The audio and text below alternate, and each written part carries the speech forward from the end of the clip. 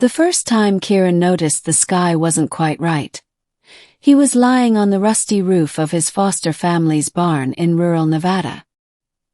He was 17, with little more to his name than a torn denim jacket, a pair of worn-out boots, and a habit of watching the stars because they were the only things that felt permanent in his life. That night, however, the stars weren't still. One of them streaked across the heavens like a firebrand. It wasn't a meteor. The object cut the sky with deliberate movement, shuddering, descending in uneven arcs. Someone was crashing. By the time the shockwave hit the desert plain and lit up the horizon in silver fire, Kieran was already running. Part 1. The Princess in the Sand. The crater was enormous, steaming, the sand fused into glass at its edges. At the center, a sleek craft no larger than a bus lay tilted on its side. Sparks burst from its hull. The smell of burning alloy carried on the wind. Coughing echoed from within. Kieran clambered down the ridge and yanked on the hatch until it hissed open. Smoke poured out. Inside was no pilot in a flight suit. There was a girl. Not just any girl, but the strangest, most luminous being he had ever seen. Her skin shimmered faintly like moonlight on water. Her hair floated as though underwater, and her eyes, wide, fierce, and frightened, glowed with a soft violet hue. She raised a small device, aiming it at him. "Stay back." Kieran froze, his hands raised. "Hey, I just pulled you out of a fireball, all right? I'm not here to hurt you." She blinked, trembling. The device lowered. "You are not my enemy." Her voice was melodic, each word carefully shaped as though English wasn't her first tongue. He offered his hand. "Name's Kieran." After a pause, she took it with surprising strength. "I am Liara, daughter of High Sovereign Elian of the House of Viridia." Kieran didn't know what a High Sovereign was, but the way she said it made him think of kings and crowns. Before he could ask more, a sound like thunder rippled above. Several dark triangular ships streaked across the night sky. Liara's face hardened. "The Dravik hunters. They followed me. We must move now." Kieran didn't think. He grabbed her hand and ran. Part 2, the chase. The desert exploded behind them as the hunters strafed the wreck with plasma fire. Kieran and Liara dove into a gulch, scrambling over rocks and sand until their lungs burned. "Why are they after you?" he gasped. Liara steadied herself, her eyes fierce. "Because I carry the keystone, an ancient crystal of my people. Without it, the Viridian throne falls vulnerable. The Galactic Empire seeks it." She touched the silver pendant at her neck. Kieran glanced up at the ships circling overhead. "So basically, you're like a princess with a target on her back." Her expression softened just a little. "Yes. And now so are you." They hid in the abandoned mine shafts outside the town.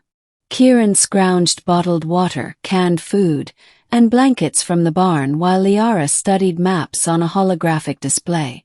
Each time she activated her device, faint symbols floated in the air, geometries no human could read.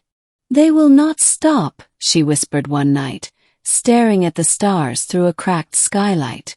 "The Dravik only understand conquest. And if I fall, my father, my people, they will lose hope." Kieran shrugged, though inside he was trembling. "Guess that means I can't let you fall." She turned to him, truly looking at him for the first time. Her violet eyes glistened. "Why help me, Kieran of Earth? You owe me nothing." He thought of his foster parents who mostly left him alone, of school bullies who thought he'd amount to nothing, of nights staring at stars, dreaming of somewhere he belonged. "Maybe because I've been waiting for something worth standing up for," he said. Part 3, the blast. The hunters found them 3 nights later. The mine shaft shook with the force of the plasma blasts. Kieran and Liara sprinted through tunnels as dust rained down. The exit loomed ahead, an opening to the desert night. A Dravik soldier, tall, armored insectoid, emerged raising a cannon. Time slowed.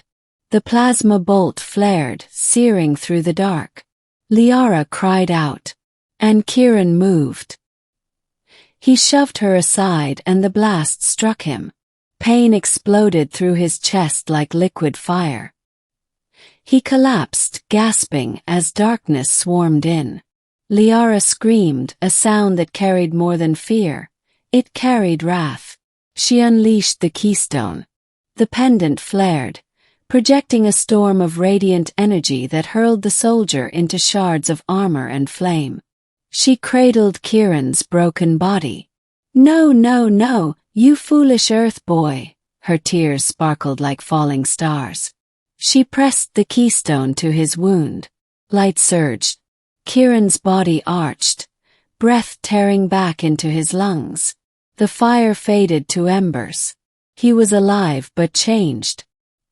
His veins glowed faintly, threads of viridian energy coursing within him. When his eyes opened, Liara whispered, trembling, "You took the blast for me." He tried to joke through the agony.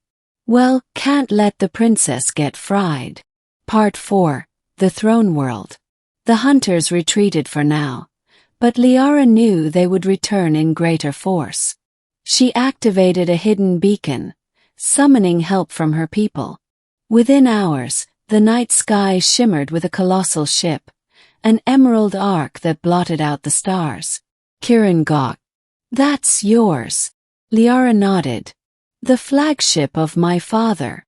Beams of light carried them aboard. Kieran staggered at the sight. Crystal halls glowing with starlight, walls alive with shifting colors, beings of light and form greeting Liara with reverence. At the heart of the ship stood a towering figure clad in silver robes.